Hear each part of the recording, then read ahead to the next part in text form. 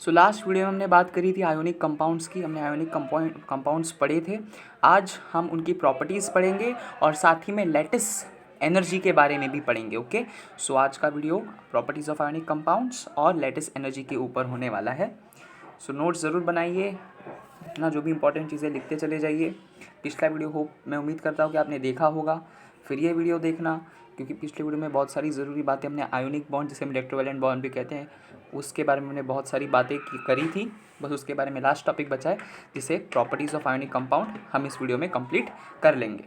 Okay, तो पहली property जो है वो है फिजिकल स्टेट। और आयोनिक कंपाउंड की जो फिजिकल स्टेट होती है वो होती है solid. They are in solid state. Solid state में क्यों होते हैं भाई? क्योंकि उनके बीच में जो इलेक्ट्रोस्टैटिक फोर्स है, यह फोर्स मैं लिख रहा हूँ, इलेक्ट्रोस्टैटिक फोर्स है, वो बहुत ज़्यादा होता है, जिस वजह से आयंस के बीच का जो डिस्टेंस है वो कम होता है। राइट, तो इस वजह से ये सॉलिड स्टेट में होते हैं। राइट, दूसरी चीज़ मेल्टिंग पॉइंट या बॉइलिंग पॉइंट, ये इनका बहुत ज़्यादा हाई होता है। Again the same reason, because of strong electrostatic force. इनके बीच में जो इलेक्ट्रोस्टैटिक फोर्स है वो बहुत ज़्यादा स्ट्रॉन्ग होता है, जिसको ब्रेक करने के लिए हमें बहुत ज़्यादा हीट देने की ज़रूरत होती है, जिस वजह से इनकी मेल्टिंग और बॉइलिंग पॉइंट बहुत ज़्यादा हाई हो जाती है। क्या ये बातें समझ में आई? आगे बढ़े। कंडक्टिविटी की हम बात करते हैं, तो कंडक्टिविटी में अगर हम देखें तो ये बैड कंडक्टर्स होते हैं। बैड कंडक्टर्स क्यों होते हैं? यहाँ पे रीज़न जैसे लिख रखा है, क्योंकि आयंस फ्री नहीं है, दे आर फिक्स्ड। इसका मतलब क्या है कि आयंस के बीच में जो फोर्स है बहुत ज़्यादा है, जिस वजह से आयन फिक्स्ड हैं, वो हिल नहीं पाते हैं, वो मूव नहीं कर पाते हैं। चार्ज को फ्लो करना है, अगर करंट को फ्लो करना है तो आयंस का फ्री होना ज़रूरी है। यहाँ पे आयंस फ्री है क्या? नहीं है, आयंस फिक्स्ड है। फिक्स्ड क्यों है? क्योंकि उनके बीच का जो फोर्स ऑफ अट्रैक्शन है वो बहुत ज़्यादा है, वो उन्हें हिलने नहीं देता है। तो अगर आयंस मूव ही नहीं कर पाएंगे तो चार्ज फ्लो कैसे करेगा, है ना? इस वजह से सॉलिड स्टेट में, ये सॉलिड स्टेट के होते हैं, राइट, तो इस वजह से ये बैड कंडक्टर्स होते हैं। अच्छा, ये गुड कंडक्टर्स कब होते हैं? जब ये मोल्टन स्टेट में हो या ये एक्वियस स्टेट में हो। जब ये मोल्टन स्टेट में हो या ये एक्वियस स्टेट में हो, तब ये गुड कंडक्टर्स होते हैं। मोल्टन स्टेट कैसे होगी? हम हीट प्रोवाइड करेंगे तो ये मोल्टन स्टेट में चले जाएंगे और तब ये कंडक्ट कर सकते हैं। और एक्वियस स्टेट में जब हम इन्हें वाटर में डिसॉल्व करेंगे या वाटर में हम इन्हें डिसोसिएट करेंगे, तो आपको पता है आयंस फटाफट डिसोसिएट हो जाते हैं, राइट।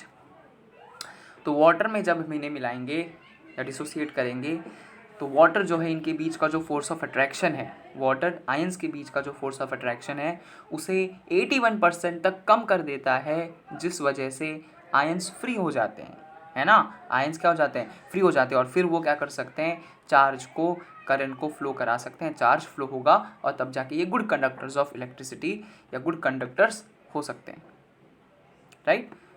तो सॉलिड स्टेट में बैड, लेकिन जब ये मोल्टन स्टेट या एक्वियस स्टेट में हो जाएंगे, तब भैया जी ये क्या हो जाएंगे? गुड कंडक्टर्स हो जाएंगे।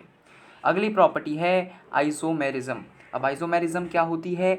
जिनका सेम मॉलिक्यूलर फॉर्मूला हो बट डिफरेंट स्ट्रक्चरल फॉर्मूला हो। समझ में आ रही है बात? सेम मॉलिक्यूलर फॉर्मूला और डिफरेंट स्ट्रक्चर फॉर्मूला। ये प्रॉपर्टी आयोनिक कंपाउंड शो नहीं करते, क्योंकि उनकी कोई शेप नहीं होती। उनकी कोई क्या नहीं होती? शेप नहीं होती। लैटिस की शेप होती है। लैटिस क्या है भाई? 3D शेप लैटिस की होती है। लैटिस वो एनर्जी है ना, जब एक गैशियस कैटायन और एक गैशियस एनायन रिएक्ट करता है टू फॉर्म अ कंपाउंड, तो जो एनर्जी रिलीज होती है उसे हम लैटिस एनर्जी कहते हैं। तो जो लैटिस है ना, जो आज हम बात करेंगे लैटिस की, तो जो लैटिस एनर्जी है ना, उसकी जो है उसका स्ट्रक्चरल फॉर्मूला होता है, लेकिन आयोनिक कंपाउंड्स का स्ट्रक्चरल फॉर्मूला नहीं होता। समझ में आ रहे हैं आपको बातें समझ में आ रही है, राइट। आज हम बात करेंगे लैटिस एनर्जी की। ओके, आज हम बात करेंगे लैटिस एनर्जी की। आगे बढ़ते हैं। तो समझ में, आइसोमेरिज्म ये प्रॉपर्टी आयोनिक कंपाउंड शो नहीं करते। क्यों नहीं करते? क्योंकि उनकी कोई शेप नहीं होती, वो नॉन डायरेक्शनल होते हैं। वो क्या होते हैं? नॉन डायरेक्शनल होते हैं। वो ये प्रॉपर्टी शो ज़रूर करते हैं, आइसोमॉर्फिज्म। आइसोमॉर्फिज्म, है ना। मेरा आपसे ये सजेशन है कि भाई वीडियोस को नॉर्मल स्पीड पे ना देखें, हो सके तो 1.25 1.5 की स्पीड पर देखें, समय को बचाएं, राइट। आगे बढ़ते हैं। आइसोमॉर्फिज्म क्या होता है भाई? आइसोमॉर्फिज्म मतलब, ये किस कलर से लिख रहा हूँ मैं,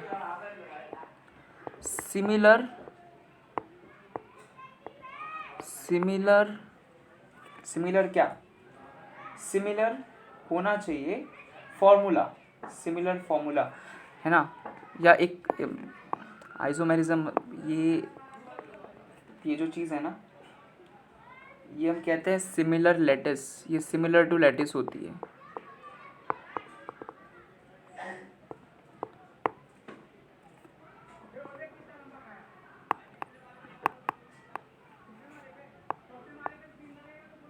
ना 3D शेप्स में जो होते हैं ना स्ट्रक्चरल फॉर्मूला, वो। अच्छा, अभी ये आइसोमॉर्फिज्म जो है, इसकी अगर बात करें तो ये होता है भाई, 1 मिनट में लिखूँ यहाँ पे, ये होता है सिमिलर फॉर्मूला, सेम नहीं, सिमिलर, वहाँ पे सेम था ना आइसोमेरिज्म में, यहाँ पे सिमिलर होता है, सिमिलर फॉर्मूला। और दूसरी चीज़, कैटायन और एनायन की जो साइज़ है वो नियरली सेम होनी चाहिए, ज़्यादा डिफरेंस साइज़ में नहीं होना चाहिए, नियरली सेम होनी चाहिए। अरे बोलो, समझ में आई बात? आइसोमॉर्फिज्म समझ में आया क्या है भाई? सिमिलर फॉर्मूला और कैटायन और एनायन की साइज़ नियरली सेम होनी चाहिए। जैसे मान लो मैं बताऊँ तुमको, एग्जांपल दूँ, काहे नहीं चल रहा है, चलना चाहिए इसने। जैसे कि एग्जांपल के तौर पे हम तुमसे कहें NaCl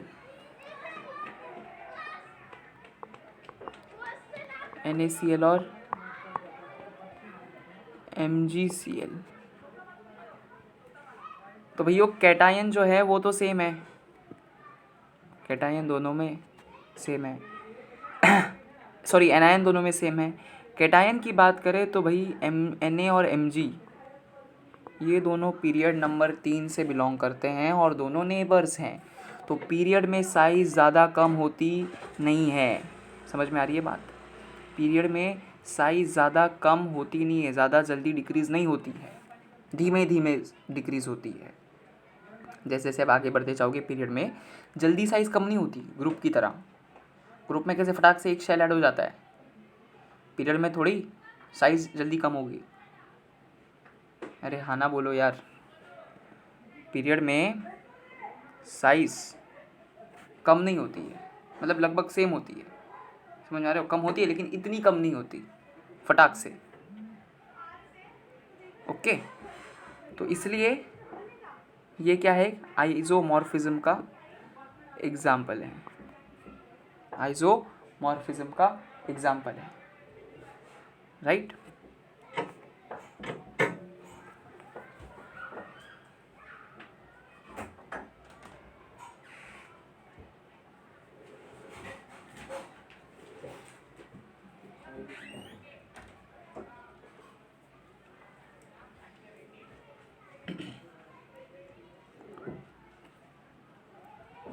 आप सभी को बोर्ड वगैरह दिख रहा है, स्क्रीन, बोर्ड, जो भी है, स्क्रीन ही कह लेते हैं। लिखावट वगैरह समझ में आ रही है? मस्त 7:15 बज रहे हैं, शाम का वक्त है और हम पढ़ रहे हैं केमिकल बॉन्डिंग का लेक्चर नंबर 2, ओके। जैसे एक और एग्जांपल दूँ, कहाँ गया यार, NaF और NaO, इस वक्त हमारा कैटायन सेम है जी, एनायन, फ्लोरीन, ऑक्सीजन, एक ही पीरियड से बिलोंग करते हैं, दोनों भी नेबर्स हैं, तो डेफिनेटली इनका साइज़ कम होगा नहीं। तो ये क्या है, ये आइसोमॉर्फिज्म है, आइसोमॉर्फिज्म है,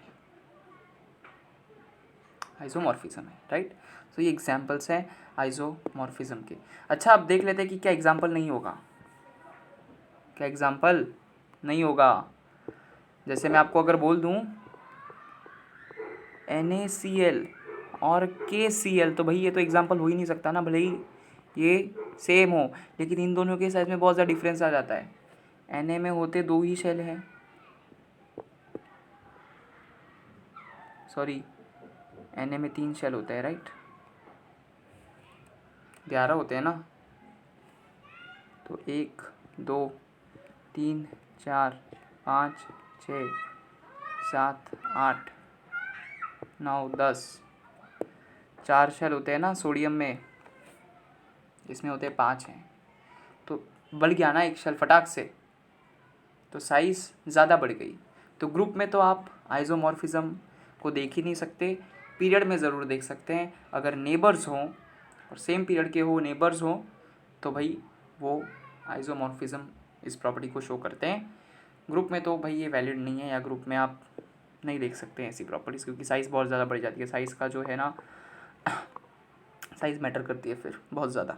समझ में आ रही है आपको? तो ये एग्जांपल से, अच्छा मैंने मिटा दिया, क्यों मिटाया मैंने,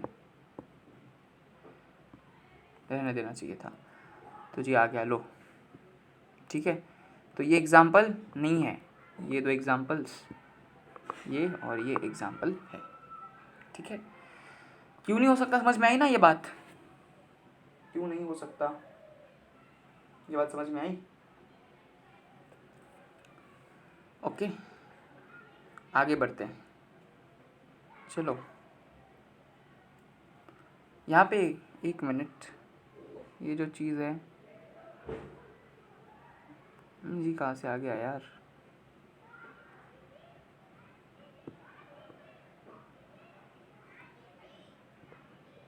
फिर वो आया, just wait for a minute.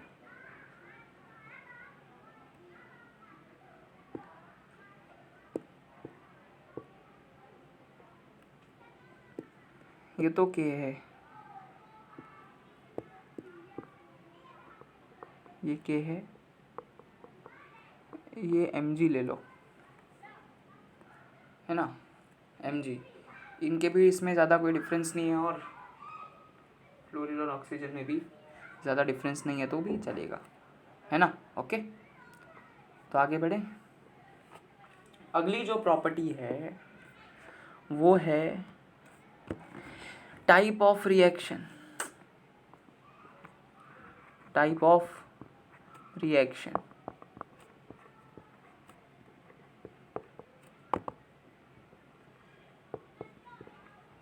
Ionic compounds की हम बात कर रहे हैं, तो टाइप ऑफ रिएक्शन भी कैसी होगी, जाहिर सी बात है टाइप ऑफ रिएक्शन होगी आयोनिक रिएक्शन। वाह सर, क्या बात कर दी आपने, भैया जी बड़ी अच्छी बात करते हैं आप। आयोनिक रिएक्शन, ठीक है।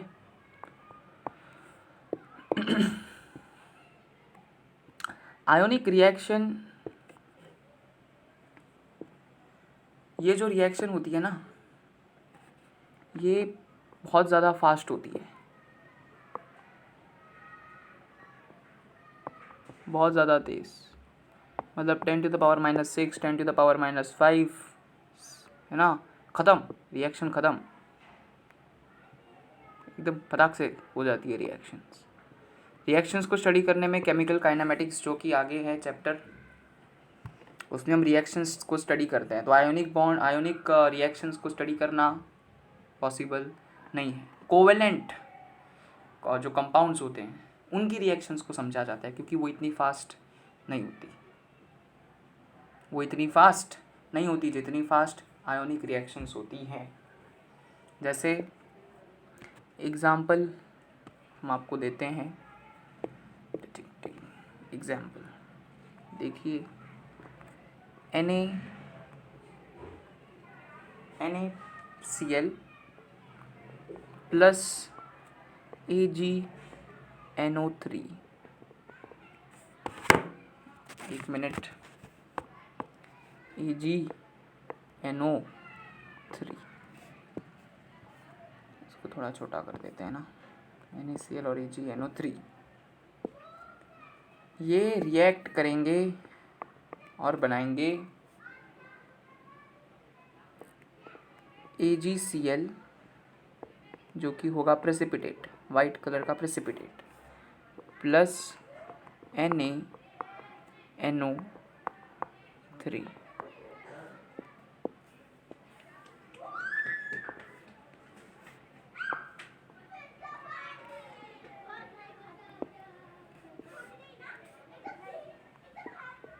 है ना,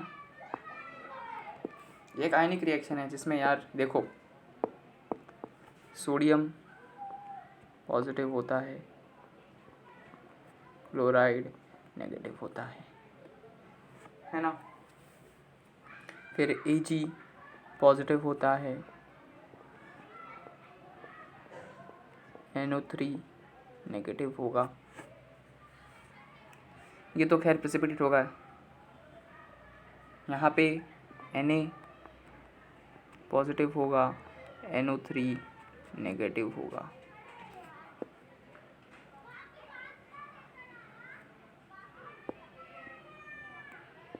ठीक है,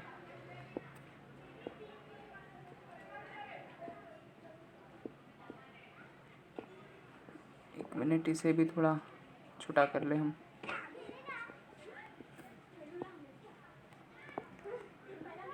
AgCl प्रेसिपिटेट होगा, है ना, वाइट कलर का।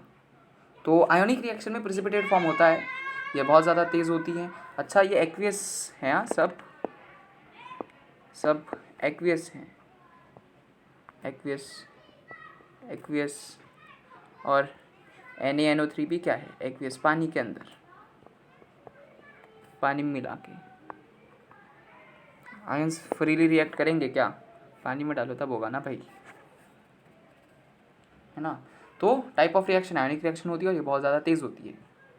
कितनी तेज़, 10⁻⁻6 10⁻⁻5 सेकेंड में पूरी रिएक्शन कंप्लीट हो जाती है, इसलिए इन्हें स्टडी नहीं करा जा सकता। ओके, आगे अगली प्रॉपर्टी है भाई सॉल्युबिलिटी। क्या है, साथ साथ बोलिए हमारे, सॉल्युबिलिटी। कौन भाई कितना ज़्यादा सॉल्यूबल है पानी में। आयोनिक कंपाउंड्स की सॉल्युबिलिटी कैसी होगी, क्या ख्याल है पानी में। आयोनिक कंपाउंड्स की सॉल्युबिलिटी के बारे में क्या ख्याल है भाई। सॉल्युबिलिटी को या तो आप ऐसे भी बोल सकते हैं भाई, है ना, hydration energy,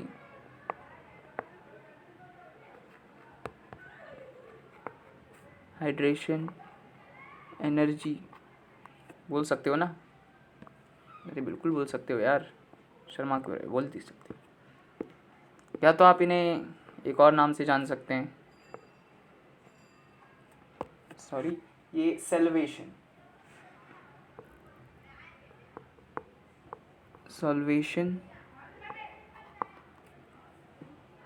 energy,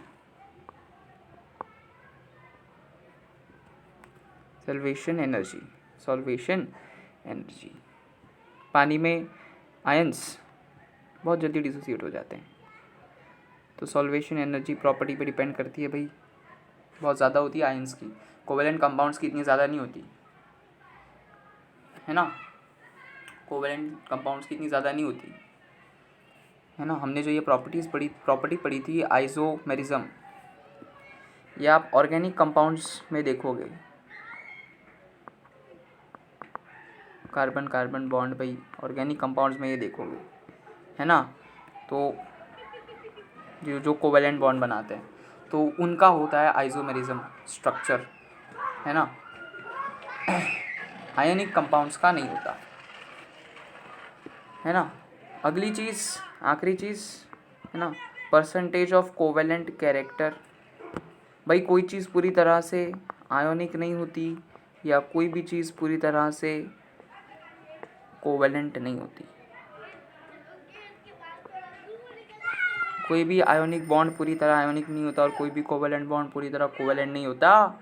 ionic bond में कुछ प्रतिशत कोवेलेंट कैरेक्टर होता है और कोवेलेंट बॉन्ड में भी कुछ ना कुछ प्रतिशत आयोनिक कंपाउंड या आयोनिक कैरेक्टर होता है ना। उस कंपाउंड को उस कंपाउंड को डिटरमाइन हम करते हैं with the help of Fajans rule. उस कंपाउंड को पता लगाते हैं with the help of Fajans rule.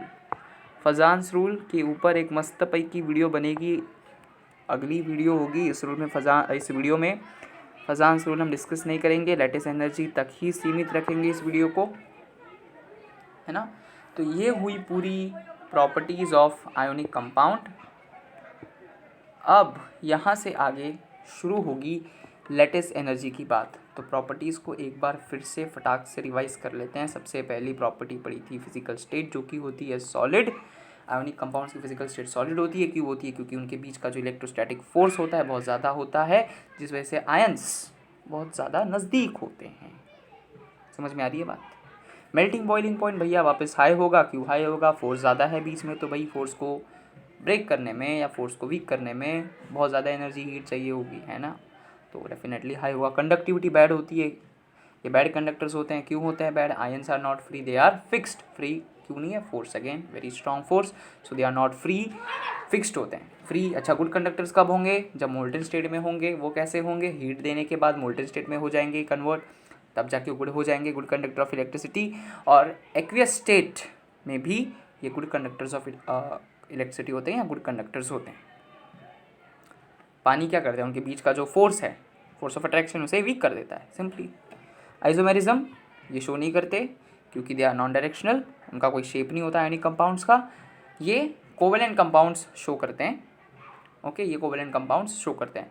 Isomorphism similar formula और साइज नियरली सेम होनी चाहिए कैटायन और एनायन की। देखा हमने एग्जाम्पल NaCl MgCl, Cl तो भाई सेम ही है। Na और Mg एक ही पीरियड से बिलोंग करते हैं, तो भाई पीरियड में साइज़ ज़्यादा डिफरेंस, नेबर भी हैं तो ज़्यादा डिफर नहीं करती, तो साइज़ भी नियरली सेम है और स्ट्रक्चर और सिमिलर फार्मूला भी है इनका NaCl MgCl, है ना, सिमिलर है, सेम नहीं है, याद रखो। तो और दो एग्जाम्पल को कौन नहीं हो सकता भाई? NaCl और KCl। क्यों नहीं हो सकते? Na के पीरियड के एक ही पीरियड में लाइन नहीं करते, ये ग्रुप के एलिमेंट्स हैं, है ना। Na के नीचे क्या आता है? K आता है। Na के नीचे सोडियम के नीचे पोटेशियम आता है, राइट। तो पोटेशियम की साइज़ Na से बहुत ज़्यादा बड़ी हो जाती है, जिस वजह से भाई साइज़ नियरली सेम होनी चाहिए, राइट। ये साइज़ डिफ़र करती है इसमें, इसलिए ये आइसोमॉर्फिज्म का एग्जाम्पल नहीं है। टाइप ऑफ रिएक्शन आयोनिक, जो बहुत ज़्यादा तेज़ होती है। एग्जाम्पल मैंने दे रखा है आपको। सोल्युबिलिटी भाई इसे हम हाइड्रोजन एनर्जी या सैल्वेशन एनर्जी भी कहते हैं, और ये आयोनिक कंपाउंड्स की ज़्यादा होती है। समझ में आएगी? और कोवेलेंट कैरेक्टर, किसी आयोनिक कंपाउंड में कितना ज़्यादा कोवेलेंट कैरेक्टर, उसे हम किसकी मदद से फाइंड करते हैं? फेजान्स रूल। तो ये थी प्रॉपर्टीज़ ऑफ आयोनिक कंपाउंड। अब हम बात करते हैं लैटिस एनर्जी की।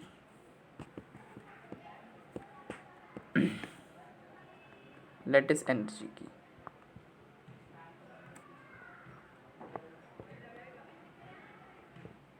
ओके। लैटिस एनर्जी, अभी लैटिस एनर्जी है क्या? याद करो वो दिन, वो लेक्चर जिसमें मैंने आपको बताया था, वो मतलब इसके पहले वाला यार। लैटिस एनर्जी मतलब when gaseous cation and gaseous anion react to form a compound, the energy released during this step is called as lattice energy। या तो मैंने वो आपको डेफिनेशन भी बताई थी। when 1 mole of compound is formed from gaseous cation and gaseous anion, then the energy released is called as lattice energy। अगर आप समझते हैं या आपकी बुद्धि बहुत ज़्यादा तेज़ है या आप चीज़ों को याद रखने में अच्छे हैं, तो आपको याद होगा कि हमने आपको एग्जाम्पल दे रखा था Na और Cl का। गैसियस स्टेट, भाई गैसियस स्टेट और ये बनाते क्या है? NaCl plus minus, solid state में होता है ये। मैंने आपसे कहा था सोडियम भाई आयन है, स्टेबल है, 2 8 इसका इलेक्ट्रॉनिक कॉन्फ़िगरेशन है। मैं आयन की बात कर रहा हूँ, याद रखो। और कैल्शियम केटायन, कैल्शियम एनायन जो है कैल्शियम का, वो हो गया 2,8,8 इसका इलेक्ट्रॉनिक कॉन्फ़िगरेशन, राइट। तो स्टेबल हो गया, लेकिन फिर भी क्यों कंपाउंड बनाया इन्होंने? क्योंकि ये गैसियस स्टेट में है। जब ये रिएक्ट करके, है ना, बॉन्ड बना के जब ये सॉलिड स्टेट में आ जाएंगे तो और भी ज़्यादा स्टेबल हो जाएंगे, और भी ज़्यादा क्या हो जाएंगे? स्टेबल हो जाएंगे। और स्टेबल कब होंगे? जब इनके अंदर से एनर्जी जो है वो रिलीज़ होगी, है ना। और ये जो एनर्जी रिलीज़ होगी, मैं क्या बात बोल रहा हूँ याद रखो, ये जो एनर्जी रिलीज़ होगी इसी को हम लेटिस एनर्जी कहेंगे, जिसे मैंने यहाँ पे एल के शॉर्ट फॉर्म में लिखा है। समझ में आ रहा है? स्टेबल हो रहे हैं मतलब एनर्जी रिलीज़ कर रहे हैं, और जो एनर्जी रिलीज़ कर रहे हैं उसे ही हम लेटिस एनर्जी कहते हैं, है ना।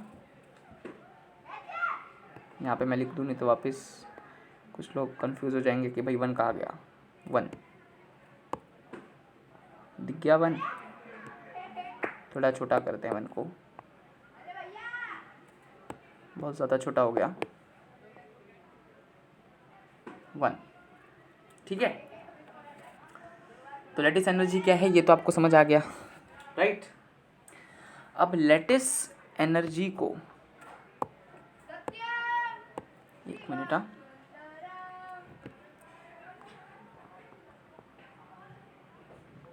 लेटिस एनर्जी को डिटरमाइन करने का हमारे पास कोई डायरेक्ट मेथड नहीं है। We don't have any direct method to determine lattice energy, है ना। नो डायरेक्ट मेथड, मतलब इसे हमें इनडायरेक्टली डिटरमाइन करना है। इसे हमने इनडायरेक्टली डिटरमाइन करना है, और उस इनडायरेक्ट मेथड को, है ना, वो जो इनडायरेक्ट, यार सब चला जाएगा,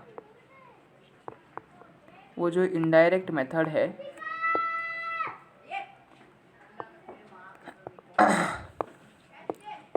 उसे bond Haber cycle, bond Haber, क्या लिख दिया मैंने, बॉन्ड हेबर साइकिल, ये है वो इनडायरेक्ट तरीका जिसकी मदद से हम लेटिस एनर्जी को फाइंड कर सकते हैं, डिटरमाइन कर सकते हैं। सो याद रखिए, there is no direct method to determine lattice energy. If we have to determine lattice energy, we need to use this बॉन्ड Haber cycle. This is the indirect method. समझ में आई बात? ओके। अरे इतनी बातें समझ में आ रही हैं आपको? यहाँ तक कोई दिक्कत तो नहीं है आपको? है तो बोलिए। खैर आप बोल भी देंगे तो यहाँ सुनाई नहीं देगा, आप मुझे सिर्फ सुन सकते हैं, देख सकते हैं मेरी स्क्रीन को, मगर मैं आपको नहीं सुन सकता, राइट, है ना। तो लेटिस एनर्जी को फाइंड करने का कोई डायरेक्ट मेथड नहीं है, इनडायरेक्टली फॉर्म फाइंड करा जाता है, डिटरमाइन करा जाता है बॉन्ड हेबर साइकिल की मदद से, ठीक है। एक और चीज़ आपको समझनी है, heat of formation. Heat of formation, भाई ये क्या चीज़ है? इसे हम रिप्रेजेंट करते हैं डेल्टा एच एफ से। डेल्टा एच हीट, एफ है फॉर्मेशन ना। डेल्टा एच क्या है? हीट, और एफ क्या है? Formation. Delta H heat of formation, है ना। अब ये क्या चीज़ है? ध्यान से सुनो और ये चीज़ लिखो। दिस इज नथिंग बट, मैं लिख रहा हूँ यहाँ पे, अमाउंट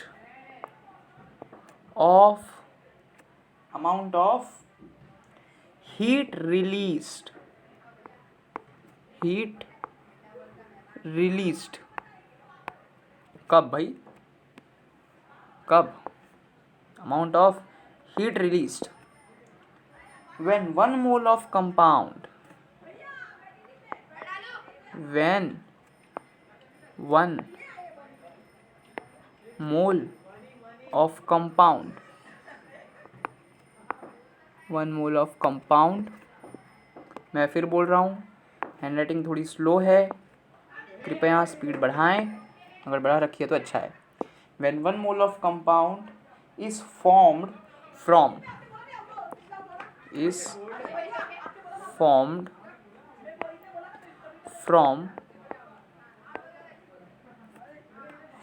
क्या? from its elements,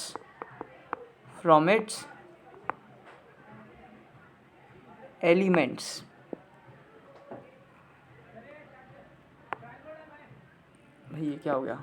ये एफ का ऊपर वाला डंडा कैसे छूट गया? from its elements in pure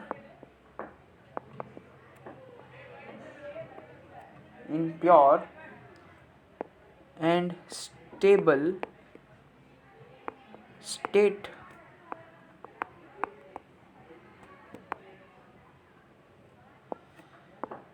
pure and stable state. ठीक है, तो ज़रा एक बार वापस देखो तो इसे ज़रा, इस मुन्ने को वापस पढ़ते हैं। Amount of heat released when 1 mole of compound is form from its elements in pure and stable state. देखिए, लैटिस हीट ऑफ फॉर्मेशन में कंफ्यूज मत होइए। लैटिस हीट और हीट ऑफ फॉर्मेशन में कंफ्यूज मत होइए। लैटिस हीट क्या है भाई? The amount of heat released when gaseous cations and gaseous anion react to form a compound। लेकिन ये क्या है? हीट ऑफ फॉर्मेशन क्या है? Amount of heat released when 1 mole of compound is from the elements in pure. Nature में element जो उनके pure state में, प्योर फॉर्म में मिलते हैं, तो उनको जब रिएक्ट कराओगे उनके प्योर फॉर्म में, तब जो 1 मोल ऑफ कंपाउंड फॉर्म होगा, उस रिएक्शन में जो कंपाउंड फॉर्म होगा, तो कंपाउंड फॉर्म होने के दौरान जो हीट एनर्जी रिलीज होगी उसी को कहते हैं हीट ऑफ फॉर्मेशन। जैसे मान लो हमारा NaCl है सॉलिड स्टेट में, राइट? ये कैसे बनेगा? सोडियम गैसियस नहीं, सोडियम नेचर में सॉलिड स्टेट में मिलता है, प्लस क्लोराइड Cl2 नेचर में गैसियस स्टेट में ही मिलता है। इसको बैलेंस करने के लिए यहाँ पे हम जोड़ेंगे, 1 मिनट, हाफ जोड़ना पड़ेगा ना, यहाँ पे रखना पड़ेगा। तो सोडियम नेचर में सॉलिड स्टेट में मिलता है, क्लोरीन गैसियस स्टेट में मिलता है, Cl2 गैसियस, तब जाके मिलेगा NaCl। तो ये बना 1 mole of compound from its elements in pure and stable state. ये इनका प्योर स्टेट है, नेचर में इस स्टेट में मिलते हैं। सोडियम सॉलिड में मिलता है, क्लोरीन गैसियस में मिलता है। तो इस रिएक्शन के दौरान जो हीट एनर्जी रिलीज होगी, है ना, इस रिएक्शन के दौरान जो delta H heat energy release होगी, उसी को हम बोलते हैं हीट ऑफ फॉर्मेशन। अरे क्या बातें समझ में आई हैं तुम्हें? लैटिस एनर्जी और हीट ऑफ फॉर्मेशन में अंतर क्या समझा तुमको? अच्छा, तुम्हें एग्जांपल के साथ समझाते हैं। मान लो Na है हमारा सॉलिड स्टेट में, ये रिएक्ट करेगा कैल्शियम बोल रहा हूँ, क्लोराइड से, जो कि होता है नेचर में गैसियस स्टेट में। यहाँ रख दो हाफ, तब जाके आपको मिलेगा NaCl सॉलिड स्टेट में। तो ये रिएक्शन हुई, और इसमें क्या होगा भाई? डेल्टा HF हीट रिलीज होगी। अरे होगी या नहीं होगी?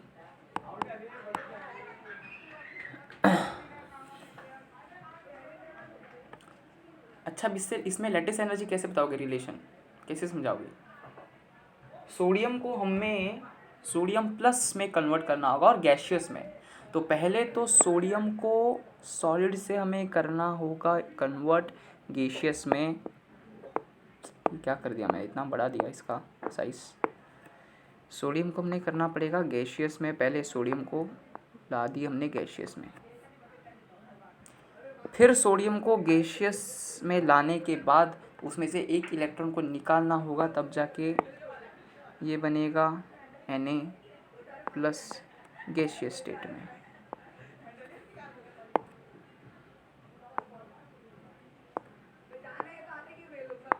है ना।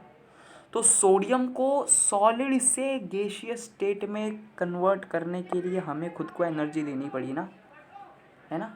तो उस एनर्जी को हम क्या कहते हैं, जो एनर्जी हमें खुद को देनी पड़ी भाई, गैशियस से सॉलिड से लिक्विड, अपना बोल रहा हूँ, गैशियस में कन्वर्ट करने के लिए हमें जो एनर्जी देनी पड़ी, उस एनर्जी को हम कहते हैं सब्लिमेशन एनर्जी। सुना होगा नाम,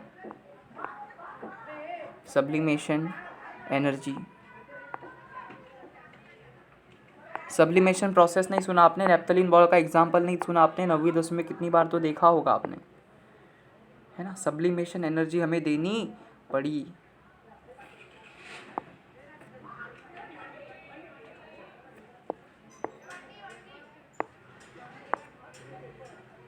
हमें ये एनर्जी देनी पड़ी, राइट, सब्लिमेशन एनर्जी हमें देनी पड़ी। फिर गैशियस सोडियम की गैशियस स्टेट से, गैशियस स्टेट में ही रखना है, लेकिन हमें उसमें से एक इलेक्ट्रॉन निकालना है।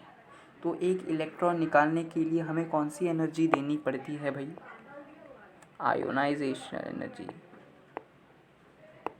ये हमें देनी पड़ती है, तो इसलिए ये भी पॉजिटिव में होगी। और सब्लिमेशन भी पॉजिटिव ही होगी, क्योंकि वो हम दे रहे हैं, तो ये आयोनाइजेशन एनर्जी भी हम ही दे रहे हैं। क्यों दे रहे हैं भाई, इलेक्ट्रॉन निकालना है ना वैलेंस शेल में से, ताकि ये सोडियम आयन जो है वो बन जाए, है ना। तो आयोनाइजेशन एनर्जी देनी होगी, ये भी प्लस में होगी। फिर बात करते हैं हम Cl की। Cl तो पहले ही गैशियस में है, तो उसे गैशियस करने के लिए हमें सब्लिमेशन एनर्जी तो नहीं देनी होगी, लेकिन जैसे कि आप देख सकते हैं ये हाफ Cl है ना, Cl2 है, तो इसे Cl गैशियस स्टेट में लाए, इसे हम डिफॉर्मेशन एनर्जी कहते हैं दोस्त।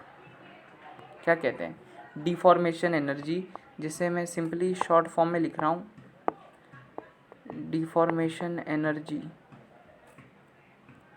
ये 1 मोल के लिए डिफाइन होती है।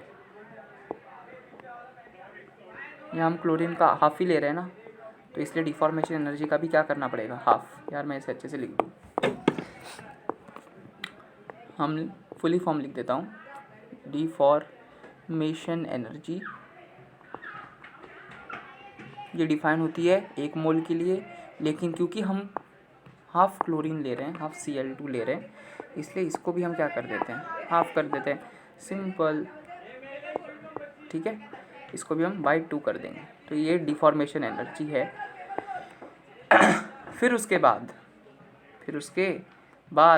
Cl में से एक आयन इलेक्ट्रॉन हमें निकालना होगा, इलेक्ट्रॉन हमें देना होगा, राइट। तो देने के लिए इलेक्ट्रॉन एक्सेप्ट करेगा ना, ये Cl क्या करेगा, एक इलेक्ट्रॉन एक्सेप्ट करेगा, माइनस हो जाएगा, गैशियस स्टेट तो रहेगा ही। तो एक्सेप्ट करता है जब इलेक्ट्रॉन, तब एनर्जी क्या करता है, हमें एनर्जी देनी नहीं होती, ये खुद एनर्जी रिलीज़ करता है। और वो जो एनर्जी ये रिलीज़ करता है, उस एनर्जी को आपको याद होगा, उसे हम कहते हैं इलेक्ट्रॉन अफिनिटी, इलेक्ट्रॉन अफिनिटी। और क्योंकि ये खुद रिलीज़ करता है, ये नेगेटिव होती है। ये कैसी होगी, ये नेगेटिव होगी। ये क्योंकि ये खुद रिलीज़ करेगा ना इलेक्ट्रॉन लेने के बाद, ये खुद रिलीज़ करेगा, हमें देने की ज़रूरत नहीं है, इसलिए ये नेगेटिव होगी। इसे मैं सामने में लिख दूँ, ये नेगेटिव होगी। बाकी सब कैसी होंगी? बाकी सब पॉजिटिव होंगी, है ना। तो अभी ये इसे भी थोड़ा छोटा कर देते हैं यार, 1 मिनट, इसे थोड़ा बाजू में लेते हैं, इसे भी थोड़ा साइड में लेते हैं, इन्हें थोड़ा छोटा करना पड़ेगा। यहाँ पे डिफॉर्मेशन, ये यहाँ पे इलेक्ट्रॉन एफिनिटी जो कि नेगेटिव होती है। और जब ये Na+ और Cl- ये आयंस नेगेटिव करेंगे, ये आयंस जब रिएक्ट करेंगे तो हमें ये कंपाउंड मिलेगा, और ये भी कुछ हीट रिलीज़ करेंगे, है ना, एनर्जी रिलीज़ करेंगे, जिस एनर्जी को हम कहेंगे लेटिस एनर्जी। और ये भी क्योंकि ये रिलीज़ हुई है तो ये भी कैसी होगी? नेगेटिव होगी। ये भी कैसी होगी? नेगेटिव होगी। समझ में आ रहा है? ये भी नेगेटिव होगी, है ना। तो कोई भी अगर रिएक्शन, है ना, सिंगल स्टेप में हो जाता है तो जितनी ये जो हीट रिलीज़ हो रही है, और अगर वही इलेक्शन बोल रहा हूँ, रिएक्शन मल्टीपल स्टेप्स में होने के बाद जो हीट यहाँ पे जैसे देख रहे हैं, सब्लिमेशन एनर्जी, जितनी एनर्जी रिलीज़ हो रही है ना, आयोनाइजेशन एनर्जी, है ना, डिफॉर्मेशन एनर्जी, इलेक्ट्रॉन अफिनिटी, ये रिलीज़ नहीं हो रही, ये हम दे रहे हैं, सब्लिमेशन दे रहे हैं, आयोनाइजेशन एनर्जी हम दे रहे हैं, डिफॉर्मेशन एनर्जी भी हम दे रहे हैं। रिलीज़ कौन सी हो रही है? इलेक्ट्रॉन अफिनिटी और लैटिस एनर्जी। तो इन सब को मिलाने पर जो टोटल होगी एनर्जी या हीट, वो इसके बराबर होगी ΔHF। समझ में आई ये बात? मतलब क्या? मतलब ये कि आपका जो ΔHF है, इट इज़ इक्वल टू क्या? It is equal to sublimation energy plus ionisation energy plus deformation energy. ये डिफॉर्मेशन एनर्जी क्या हमने पूरी ली थी?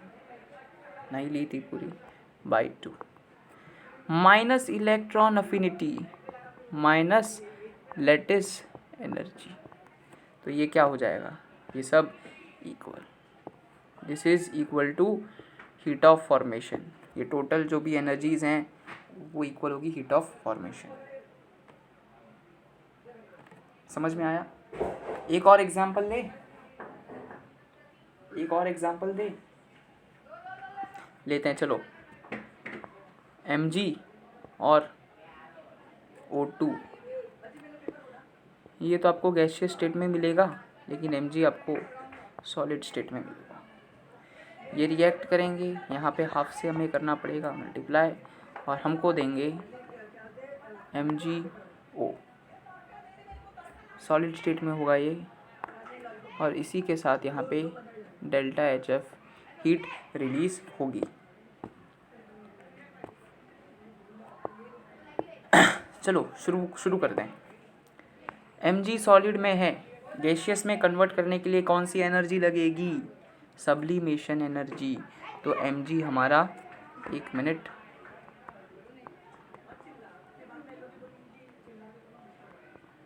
Mg हमारा गैसियस स्टेट में हो गया कन्वर्ट, और इसमें हमें कौन सी एनर्जी लगी? सब्लिमेशन एनर्जी, जो कि प्लस होगी क्योंकि वो हम दे रहे हैं।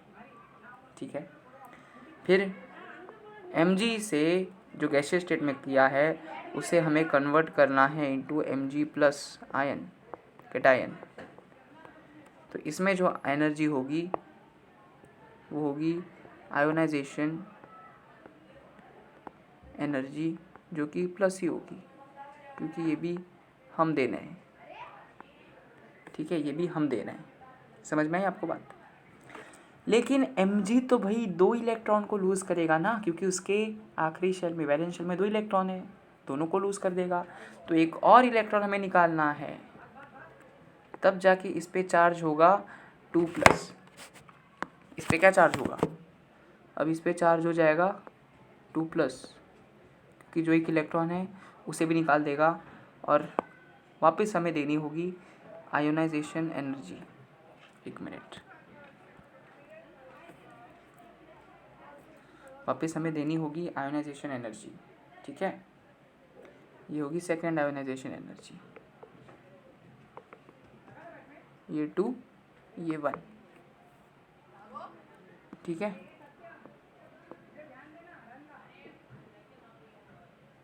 एक मिनट,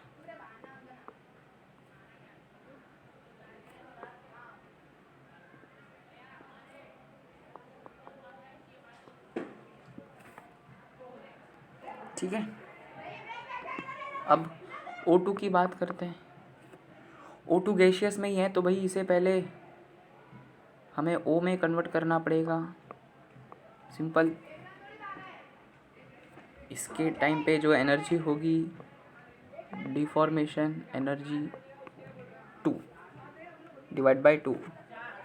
Q2 भाई ये सिंगल के लिए डिफाइन होता है, डबल के लिए नहीं। अगर 1 मोल के लिए डिफाइन होता है, अगर ये हाफ है तो उसको भी हाफ करना पड़ेगा। समझिए बात। दूसरी चीज़, अब ये ऑक्सीजन क्या करेगा, जो एक इलेक्ट्रॉन है एक्सेप्ट करेगा, है ना। एक इलेक्ट्रॉन को पहले एक्सेप्ट करेगा, हो जाएगा O-। तो एनर्जी इलेक्ट्रॉन अफिनिटी। लेकिन आपको पता होगा कि O के भाई दो भाई उसे 2 इलेक्ट्रॉन की ज़रूरत है। तो 2 जो मैग्नीशियम ने रिलीज़ करे हैं, डोनेट करे, उसे ही एक्सेप्ट करेगा, एक और करेगा तो 2- हो जाएगा।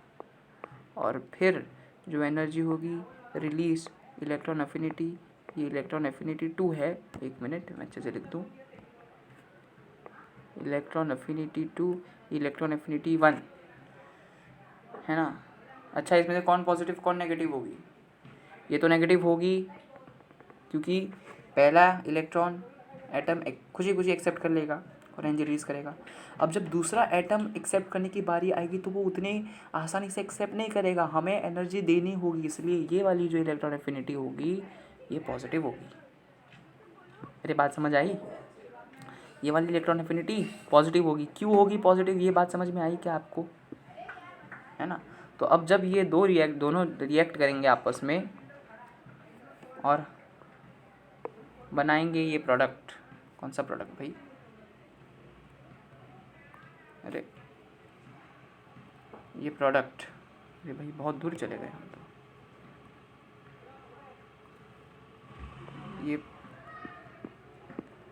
ये जब 2 आयंस रिएक्ट करके ये बनाएंगे MgO, तो इस वक्त भी जब ये रिएक्ट करेंगे उस वक्त भी एक एनर्जी रिलीज़ होती है जिसे हम कहते हैं लैटिस एनर्जी, जो भी नेगेटिव होगी। तो अब देखो आपका डेल्टा HF किस के बराबर होगा? आपका डेल्टा HF बराबर होगा, विल बी इक्वल टू, सबसे पहला sublimation energy plus ionisation energy 1 plus ionisation energy 2। एक मिनट रुको ज़रा,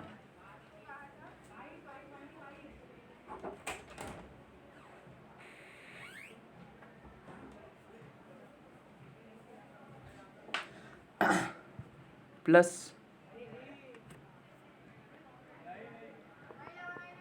deformation energy minus electron affinity plus electron affinity 2।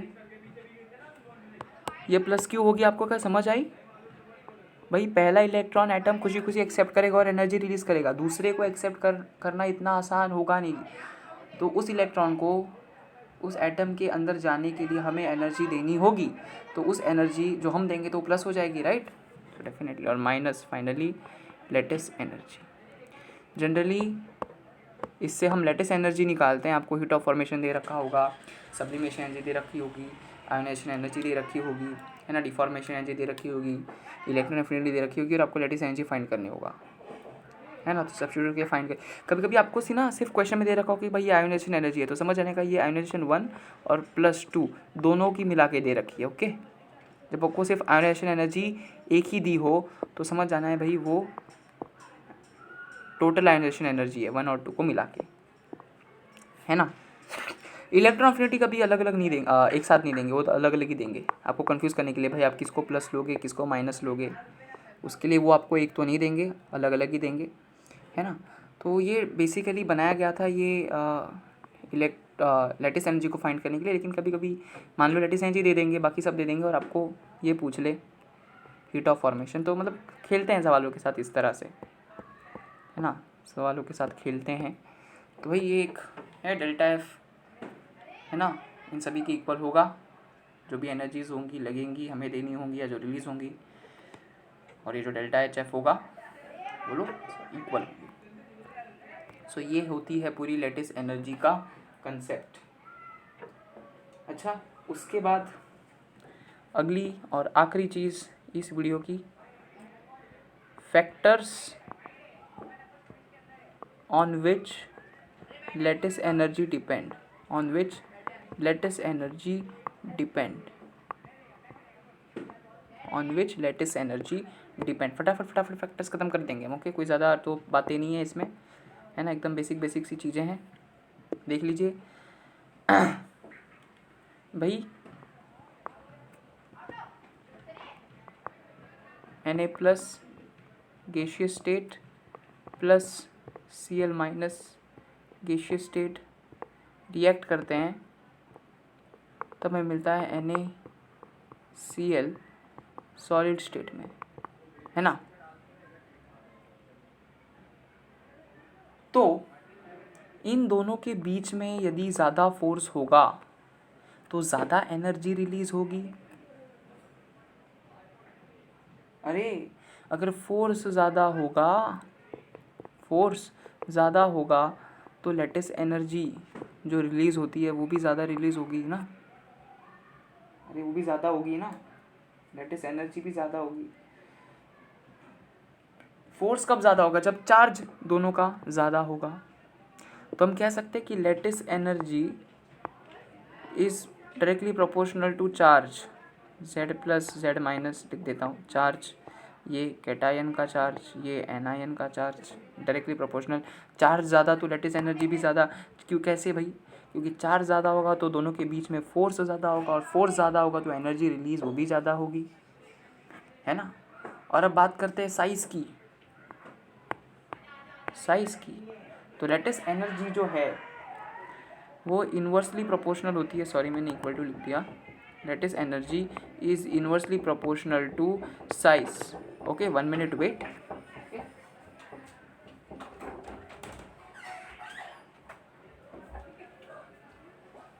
कैसे भाई? जब R बढ़ेगा, डिस्टेंस दोनों के बीच की बढ़ेगी तो फोर्स कम हो जाएगा, और आप जानते हैं कि फोर्स अगर कम हो गया तो लैटिस एनर्जी भी क्या हो जाएगी? कम हो जाएगी। क्या ये चीज़ आपको पता है? क्या ये चीज़ आपको समझ में आई? ये चीज़ आपको समझ में आई? ये चीज़ आपको समझ में आ गई क्या? सो लैटिस एनर्जी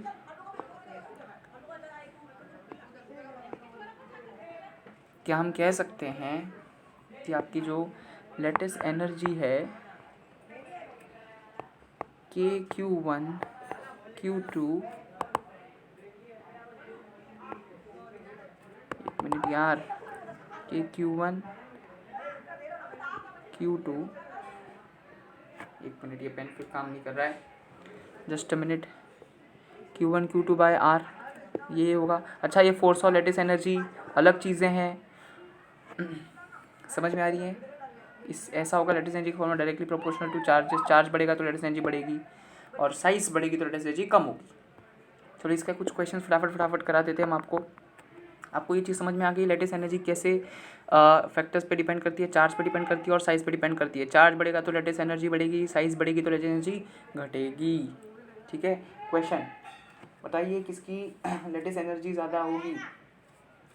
आपको दे रखे हैं NaF, आपको NaF दे रखा है, आपको दे के रखा है MgF, MgF2 और AlF3। कैटायन सेम है,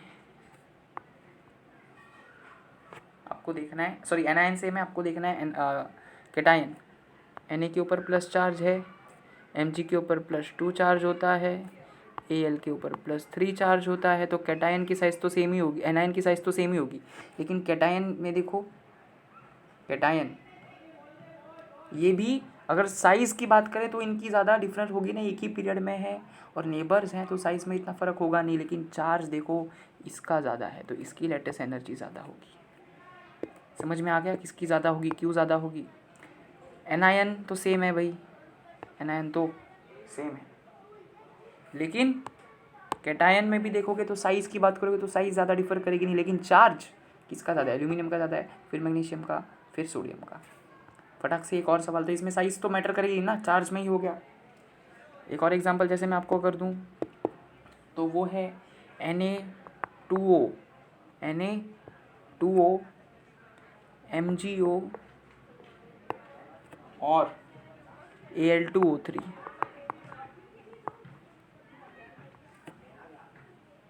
Al2O3, तो इसमें भी देखो भैया आपका ये तो सेम है, इसमें डेफिनेटली यार यही होगा ना, एल्यूमिनियम बड़ा होगा, फिर मैग्नीशियम और फिर सोडियम।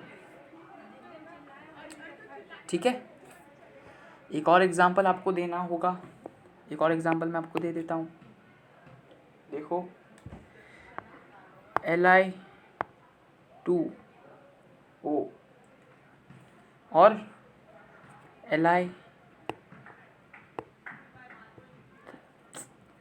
Li3N,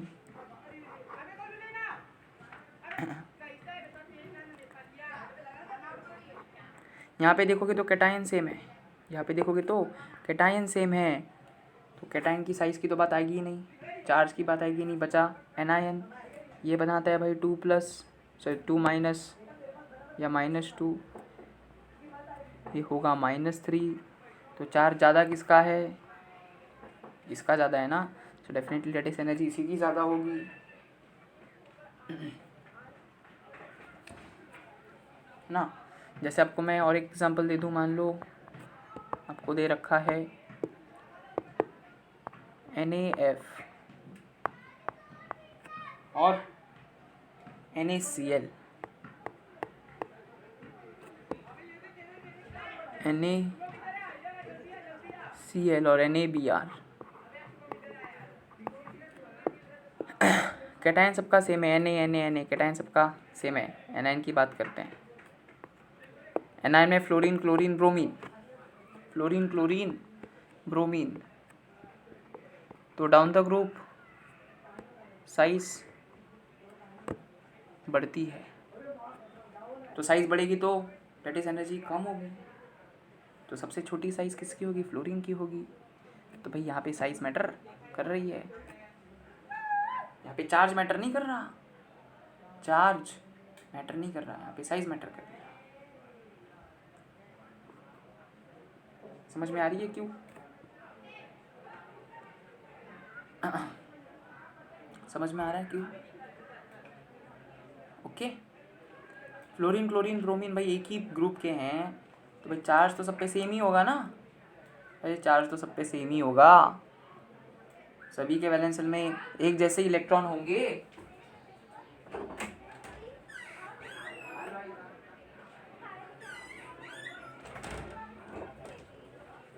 है ना, सभी के इसमें एक ही जैसे एक ही वैलेंस शेल में सेम नंबर ऑफ इलेक्ट्रॉन होंगे, चार्ज तो सेम ही होगा सबका।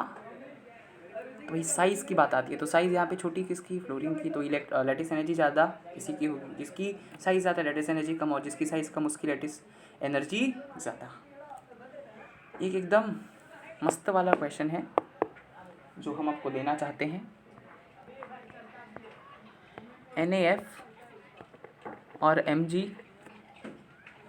Cl2। सॉल्व करें। चलिए वीडियो को पॉज करिए और इस क्वेश्चन को करिए, बड़ा ही अच्छा क्वेश्चन है। वीडियो को पॉज करिए और क्वेश्चन को करिए। कर ली पॉज, कर ली सॉल्व। आओ चलो देखते हैं। इसको मैं थोड़ा छोटा कर दूं। अब बात करें Na की, सोडियम और मैग्नीशियम की। पहले कैटायन की बात कर ले। चलो कैटायन में साइज़ में तो कोई ज़्यादा दिक्कत होगी नहीं, क्योंकि एक ही पीरियड से बिलोंग करते हैं। इसकी 1, इसकी चार्ज की बात करें तो इसकी चार्ज ज़्यादा है, तो भाई इसका ज़्यादा होगा लेटेस्ट एनर्जी। अब एनायन को देख लेते हैं। F और Cl एक ही ग्रुप के हैं तो चार्ज सेम ही होगा, चार्ज सेम ही होगा, माइनस माइनस।